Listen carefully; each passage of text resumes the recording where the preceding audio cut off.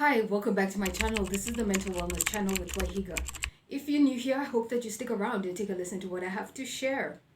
Today I want to talk about the depraved things that happen behind the scenes in the acting industry in Kenya. Let's get into it. I know that many people have different stories about the acting scene in Kenya. Actually, the acting scene everywhere. Entertainment is a huge industry. A lot of people go into that industry every year, and a lot of things happen behind the scenes. Kenya is no different. We have a huge buzzing acting industry. We have a lot of talent in Kenya. Unfortunately, we also have a lot of predators. And a lot happens behind the scenes that you, the audience, do not get to see. You just get to see the finished product. Actors, actresses, singers, they go through the most behind the scenes. And it's normally perpetuated by people who are higher up in the ranking. People who have the power to feed these people. People who have the power to write the checks. I know a lot of people have different stories about what happens behind the scenes. I'm just gonna say what happened to me. And yeah, that's about it. Just basically to give awareness.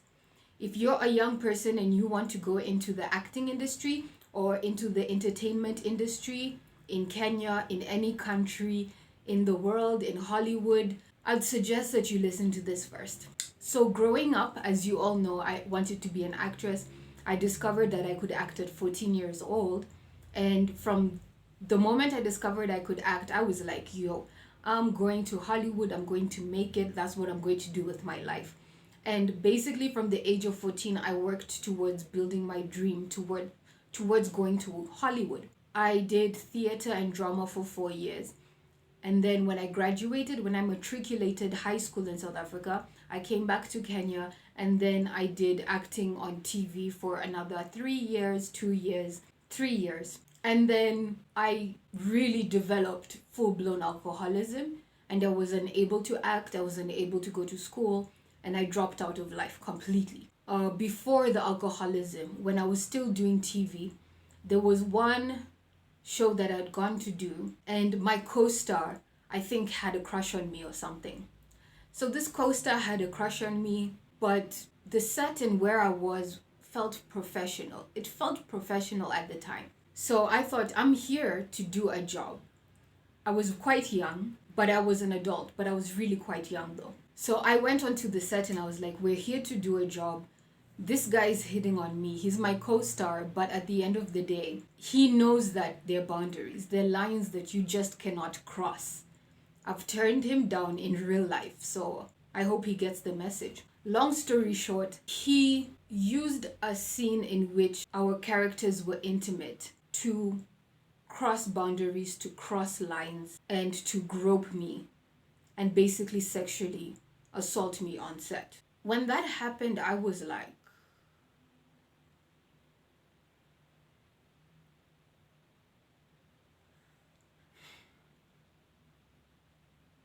I had a sinking feeling. On one hand, you're in character. You're in character, you're doing your thing, you're remembering your lines, you've lost yourself in the character, in the scene. And all trained actors know that when it comes to a kissing scene, when it comes to any type of intimate scene where another actor is meant to place their hand on you or something like that, it is choreographed. A kissing scene, there's nothing about tongue that is supposed to happen. You're not supposed to be kissing with tongue. These things are talked about before you enter into the scene. So I felt that this co-star was taking advantage of the fact that now I have you in this scene in this way. And so I'm going to take as full advantage as I can of the situation. And he did. He ended up groping, touching parts of me, private areas that he was not allowed to. Crossed lines, crossed boundary, crossed lines that were not written into the scene. So this was even beyond what was called for the character to do in the actual scene. And it's crazy how I'm defending the character in the scene rather than defending myself. That actor crossed a boundary with me as Waihiga, playing a certain character. So when that happened, I yelled, "Stop, what are you doing?" And when I did that, the director yelled, "Cut," because the scene was being shot in such a way that I was not near the director. So after a few seconds, or like 20 seconds, it felt like forever, the director yelled, "Cut." Then the director and the sound engineer came up to me and they were like, "Who told you to cut the scene? Who told you you could say anything?" Because when I yelled out, "Oh my gosh, what are you doing? Stop," it basically cut the scene. It ruined the whole scene. And when you ruin a scene, that is money. And when you're spending money in the budget that they don't have, they call you a diva and an entitled actress. When the director came up to me and looked at me in the face and said, "Why did you scream out? Why did you say stop?" I had forgotten that we were mic'd, right? Because where the director was filming us from and where I was two different places. So I forgot that I was still mic'd. There was just not a camera. So you couldn't play back and show the director, "This is what this guy was doing," while you people were over there. All we had on us was mics. So they left me with his co-star. He did what he did. I screamed out, "Oh my gosh, stop, what are you doing?" And I also bit his tongue really hard. That's when they cut the scene and the director came up to me and he was like, "Who do you think you are? What do you think you're doing? Who are you to cut the shot? I'm the director here. You know, you've just wasted us like 15,000 rand or something like that. And I'm in a situation where I've just been assaulted. This is my dreams.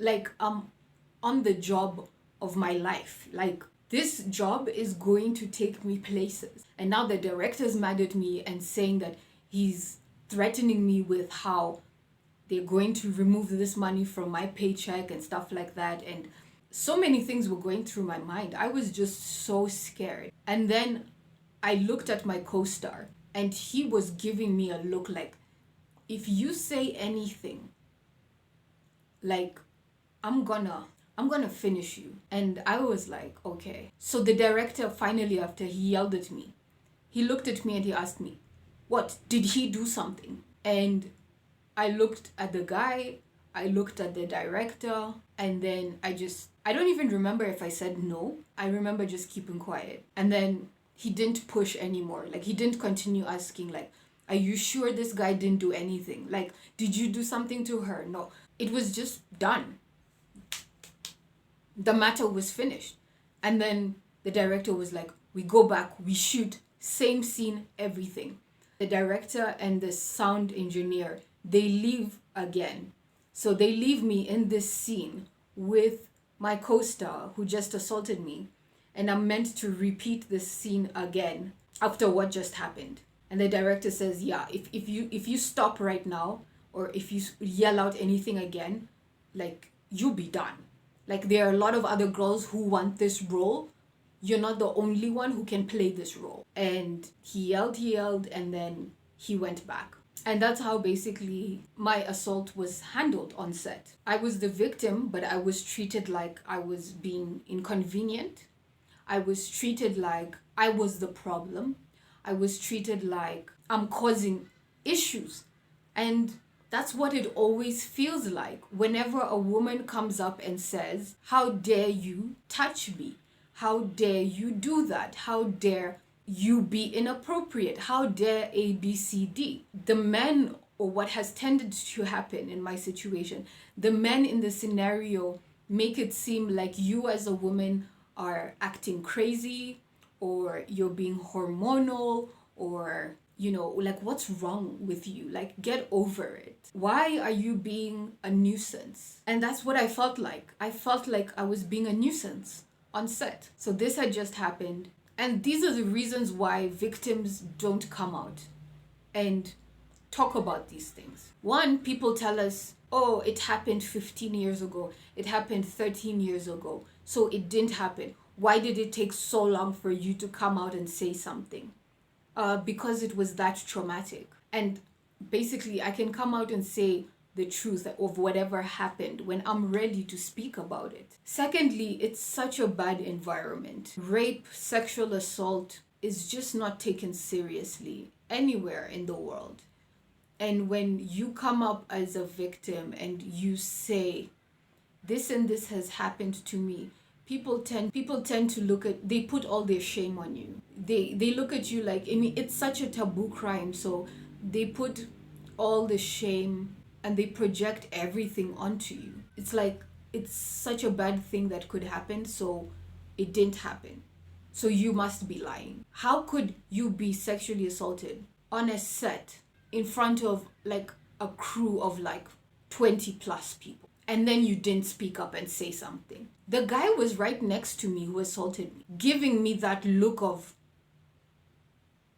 these people have told me if I scream again, they're gonna take the check, they're gonna deduct this money from my check. I am trying to live out my dreams. This is a career of a lifetime. I don't want to mess this opportunity up. If I speak up and say what this guy has done to me right now, I will never work again on a set because they're gonna label me as a difficult actress. Just because I said that this guy touched me and fondled me and stuck his tongue down my throat. If you're thinking of getting into the acting industry, man, woman, it really doesn't matter. Both sexes are at risk. There are a lot of predators. Assaults, rape, it's just part of the job. It truly is part of the job.